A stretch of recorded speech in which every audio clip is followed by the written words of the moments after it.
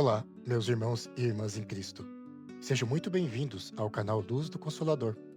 Hoje vamos dar continuidade ao estudo do Livro dos Espíritos de Allan Kardec, chegando à final da parte primeira. O nosso tema é profundo e essencial, a vida e a morte, e também a inteligência e o instinto. Vamos juntos refletir, aprender e elevar nossos pensamentos. Prece inicial. Pai de infinita bondade, agradecemos a oportunidade desse estudo. Que possamos compreender a vida em sua plenitude, aceitar a morte com serenidade e valorizar o dom da inteligência e do instinto que nos guiam na caminhada evolutiva. Pedimos a luz de Cristo para que nossas palavras sejam sementes da paz e de consolo. Que assim seja, graças a Deus. Qual a causa da morte dos seres orgânicos? Resposta: esgotamento dos órgãos. Comentário: a morte ocorre quando os órgãos já não conseguem mais sustentar o funcionamento vital, assim como a lâmpada que se apaga ao fim da sua energia. O corpo se esgota naturalmente, cumprindo o ciclo da vida. Questão 68A. Poder-se-ia comparar a cessão do movimento de uma máquina desorganizada? Resposta: sim. Se a máquina está mal montada, cessa o movimento. Se o corpo está enfermo, a vida se extingue. Comentário: essa comparação mostra que o corpo é como uma máquina organizada. Quando suas peças falham ou ficam danificadas, a vida não consegue se manifestar. Isso ajuda a compreender a morte como uma consequência natural da imperfeição ou do desgaste da matéria. Questão 69. Por que é que uma lesão no coração mais depressa causa a morte do que as de outros órgãos? Resposta: o coração é máquina de vida, não é, porém, o único órgão cuja lesão ocasiona a morte. Ele não passa de uma das peças essenciais. Comentário: o coração é um órgão vital, mas não é o único e indispensável. Outros órgãos essenciais, quando gravemente comprometidos, também levam à morte. Isso nos lembra da harmonia, da interdependência do corpo. Cada peça é parte fundamental do todo. Questão 70. O que é feito da matéria e do princípio vital dos seres orgânicos quando eles morrem? A matéria inerte se decompõe e vai formar novos organismos. O princípio vital volta à massa de onde saiu. Comentário: a resposta reforça a lei da renovação. Nada se perde na natureza. O corpo físico retorna à Terra, servindo de base para outros organismos. E o princípio vital retorna à fonte universal. A vida, portanto, se transforma, nunca se desaparece. Comentário de Kardec: a morte não é o fim, mas a transformação da matéria. Quando o ser orgânico morre, seus elementos se decompõem e retornam à natureza, dando origem a novos seres. O princípio vital volta à fonte universal como uma centelha que se redistribui. Nossos órgãos funcionam em harmonia, alimentados por esse fluido vital. Porém, quando eles se desgastam, se lesionam gravemente ou perdem a capacidade de absorver o fluido, a vida física se extingue.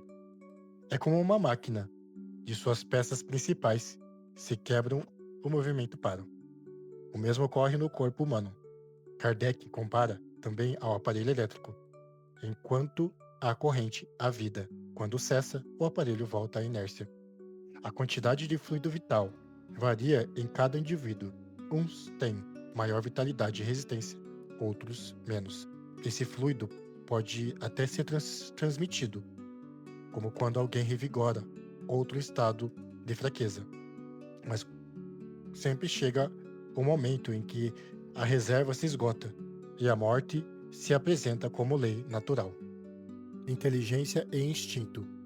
Questão 71. A inteligência é atributo do princípio vital? Resposta: não, pois que as plantas vivem e não pensam. Só tem vida orgânica. A inteligência e a matéria são independentes, porquanto um corpo pode viver sem a inteligência, mas a inteligência, só por meio dos órgãos materiais, pode se manifestar-se. É necessário que o espírito se una à matéria animalizada para intelectualizá-la. Comentário: A vida orgânica não é a mesma coisa que inteligência. As plantas vivem, mas não pensam. A inteligência é um dom espiritual, que só se manifesta quando o espírito se une a um corpo apto a servir de instrumento. Questão 72. Qual a fonte da inteligência? Resposta: já o dissemos, a inteligência universal. Comentário: assim como o princípio vital vem de uma fonte única, a inteligência também procede de uma fonte universal, Deus. Cada ser recebe essa faculdade segundo seu grau evolutivo, desenvolvendo pouco a pouco suas capacidades. Questão 72A. Poder-se-ia dizer que cada ser tira uma porção da inteligência da fonte universal e a assimila, como tira e assimila o princípio da vida material? Resposta: isso não passa de simples comparação, todavia inexata, porque a inteligência é a faculdade própria de cada ser e constitui a sua individualidade moral. Demais, como sabeis, há coisas que o homem não é dado penetrar a esta, por enquanto é desse número.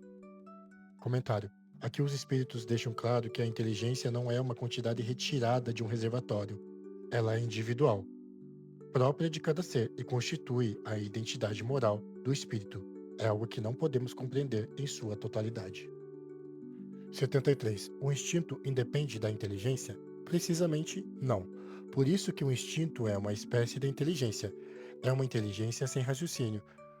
Por ele é que todos os seres provêm as suas necessidades. Comentário: o instinto é uma forma primária de inteligência, que age de maneira automática para preservar a vida. Ele não raciocina, mas cumpre sua função com precisão, garantindo a sobrevivência de todos os seres, mesmo sem consciência plena. Questão 74. Pode estabelecer-se uma linha de separação entre o instinto e a inteligência, isto é, precisar, onde um acaba e começa a outra?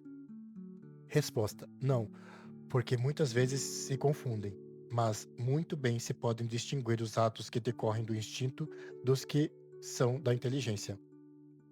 Comentário: o instinto e a inteligência se complementam e muitas vezes se misturam, porém podemos diferenciá-los. O instinto age sem pensar, enquanto a inteligência reflete e escolhe. Essa distinção mostra o progresso gradual da vida rumo à razão. Questão 75. É acertado dizer-se que as faculdades instintivas diminuem à medida que crescem as intelectuais? Resposta: não. O instinto existe sempre, mas o homem o despreza. O instinto também pode conduzir ao bem. Ele quase sempre nos guia e, algumas vezes, com mais segurança do que a razão. Nunca se transvia. Comentário: o instinto não desaparece, mas o ser humano muitas vezes o ignora. Ele é um guia seguro, porque não erra, enquanto a razão pode lhe falhar quando corrompida pelo orgulho ou egoísmo. Muitas vezes, seguir o instinto é seguir a lei natural impressa por Deus. 75A. Porque nem sempre é guia infalível a razão. Seria infalível se fosse falseada pela má educação, pelo orgulho e pelo egoísmo. O instinto não raciocina. A razão permite a escolha e dá-se ao homem o livre-arbítrio. Comentário: a razão seria perfeita se o ser humano a utilizasse apenas com pureza e amor, mas contaminada por paixões e interesses pode levar ao erro. O instinto, por ser espontâneo e natural, muitas vezes guia com mais segurança que a própria razão humana. A inteligência é um dom divino que nos individualiza e nos torna conscientes de nós mesmos.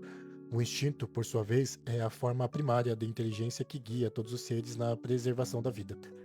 O homem muitas vezes despreza o instinto, mas ele quase nunca erra. Já a razão pode ser corrompida pelo orgulho e egoísmo. O equilíbrio entre a razão e o instinto nos conduz ao progresso moral e espiritual. Chegamos, assim, ao fim da parte primeira do Livro dos Espíritos. Vimos a origem da vida, a natureza da morte, o papel da inteligência e do instinto. Na próxima parte, iniciaremos os estudos sobre o mundo espiritual e os espíritos. Vibrações finais. Elevemos juntos nossos pensamentos, que a paz alcance os corações aflitos, os lares em desarmonia, os enfermos nos hospitais, as crianças órfãos, os idosos abandonados, os que vivem na rua, os que sofrem com vícios e dores ocultas.